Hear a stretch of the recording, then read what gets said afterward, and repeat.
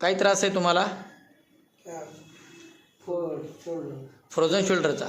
किती दिवसापासून दुखतोय? झालं महिन्याच्या वरती झालं का? ठीक आहे. मग आता काय त्रास काय होतो की दुखतं तिथे? हात वर घेता येत नाही असं. हा चांगला हात वर घ्या, चांगला हात वर घ्या बघा. हा कानाला लागतोय ना? हा कानाला लागत नाही. ओके ठीक आहे. चालू केलंस? हे माझे पेशंट आहेत गरुड म्हणून. त्यांना फ्रोझन शोल्डर झालेलं आहे आणि मी त्यांचा फ्रोझन शोल्डर झाल्यामुळे फ्रोझन शोल्डरचा डिस्टल पॉईंट आहे आमचा ST38 आणि तो कॉन्ट्रालॅटरल द्यायचा असतो म्हणून मी या पायाला देतो त्यांना. त्या बाजूला फ्रोझन शोल्डर झालेला. हात वर घेऊन जा. करेक्ट.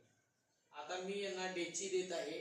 त्या डेचीमुळे त्यांचं सेन्सेशन वर वर वर चाललं आहे आणि त्यांच्या हातामध्ये पण थोडाफार त्यांना फरक जाणवायला लागलाय. तुम्हाला काय फरक जाणवतोय हातात?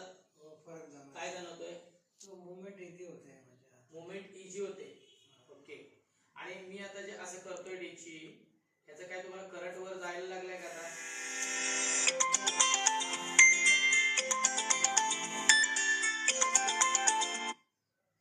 वर घ्या,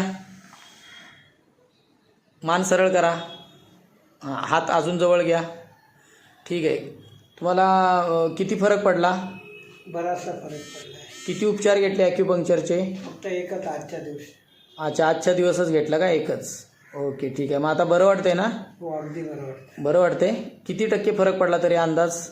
तरी पण मला बराच टक्के सांगू शकत नाही, पण मला बराच फरक पडला. बरं. ओके ठीक आहे. चालेल. उद्या येणार आहेत ना तुम्ही? हो, नक्की. ओके.